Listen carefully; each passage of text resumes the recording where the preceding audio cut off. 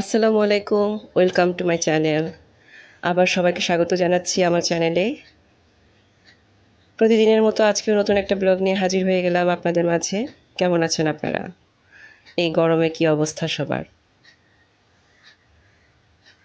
এই গরমে সুস্থ থাকতে হলে কিন্তু সবাইকে একটু পর লিকুইড খেতে হবে, অর্থাৎ পানি খাবেন বেশি করে, শরবত খাবেন, শরীরটাকে হাইড্রেট রাখতে হবে। আর এই যে আজকের ভিডিওটা যেটা শেয়ার করছি সেটা হচ্ছে আজকে কি রান্না করেছি। আজকে দেখলেনই তো প্রথমে একটা ডাল বাগার দিলাম, তারপরে এই যে ঢেঁড়স ভাজি করলাম, ঢেঁড়স ভাজির ফাইনাল লুকটা দেখিয়ে দিলাম। আর হচ্ছে কই মাছের দিয়ে ভুনা করব, আর বড় মাছের ডিম ভাজি করব। এই হচ্ছে, আর ভাত তো থাকছেই যথারীতি। এই হচ্ছে আজকের আমার রেসিপি। তো দেখতে থাকুন, আমার সাথে থাকুন। এই যে মাছগুলোকে লবণ হলুদ দিয়ে মাখিয়ে রেখেছিলাম, এখন সেগুলোকে তেলে দিয়ে দিচ্ছি। ওই পাশে চুলাতে ভাত হচ্ছে, দেখতে পাচ্ছেন।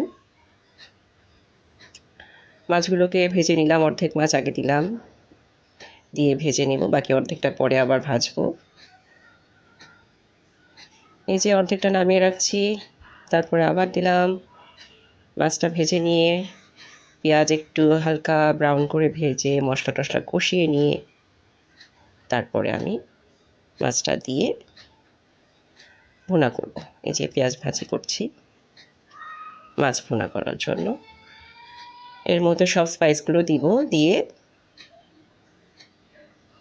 কষিয়ে নেব। অনেক কষাতে হবে মশলাটাকে, এতক্ষণ তো দেখানো সম্ভব না, অল্প করে দেখাচ্ছি, কিন্তু অনেকক্ষণ কষাতে হবে, না হলে কিন্তু মশলার একটা কাঁচা গন্ধ আসবে। এদিক থেকে আমি মাছের ডিমটাকে ম্যাশ করে নিলাম মশলা দিয়ে, কিছুক্ষণ মাখিয়ে রাখলাম, তাহলে গন্ধটা থাকবে না। দেখতে পাচ্ছেন পেঁয়াজ তেলে দিয়ে দিয়েছি, একটু হালকা ব্রাউন কালার হবে, কাঁচামরিচও দিয়েছি। হালকা ব্রাউন কালার হলে এর মধ্যে মাছের ডিমটা আমি দিয়ে দেব এবং ডিমটাকে ভেজে নেব।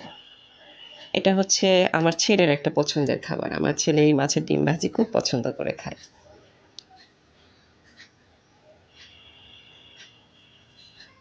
আর ওই পাশে দেখতে পাচ্ছেন মশলাটা কষানো হচ্ছে, কই মাছের মশলাটা কষানো হচ্ছে। এই যে ডিমটা দিয়ে দিলাম, এরপর এটাকে শুধু ভাজি করে নেব, আর কিছু না।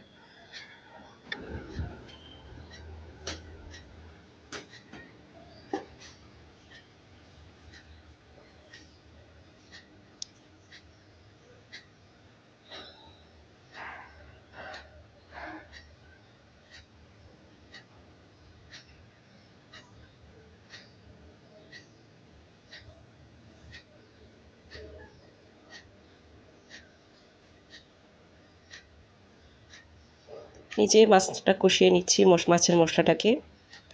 মাছের মশলাটা ভালো করে কষিয়ে একটু পানি দিয়ে দিব, তারপরে এর মধ্যে মাছগুলোকে ছেড়ে দিব। তারপর আবার কিছুক্ষণ ঝোলটাকে শুকিয়ে নিয়ে ভর্তি ধনেপাতা দিয়ে নামিয়ে ফেলব।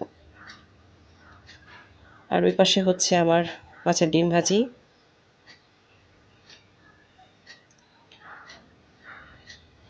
এই হলো আজকের রান্না, এই হচ্ছে রান্নার লুক।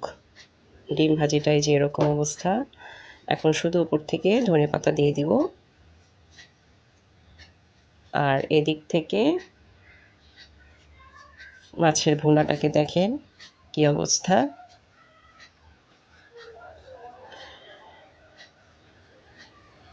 তো ঠিক আছে, আজকের মতো এই পর্যন্তই। আমার ভিডিওটা ভালো লেগে যদি থাকে তাহলে আমার চ্যানেলটাকে অবশ্যই সাবস্ক্রাইব করবেন, লাইক দিবেন, কমেন্ট করবেন। ভালো থাকবেন সবাই। এই যে আমার মাছটা হয়ে গিয়েছে। আর এই গরমে যদি মানে সুস্থ থাকতে চান তাহলে কিন্তু সবাইকে খুব ভালোভাবে তরল খেতে হবে, অর্থাৎ শরবত, পানি, ডাবের পানি, স্যালাইন এসব খেতে হবে। তো ঠিক আছে, ভালো থাকবেন সবাই। এই যে নামিয়ে ফেললাম। এই যে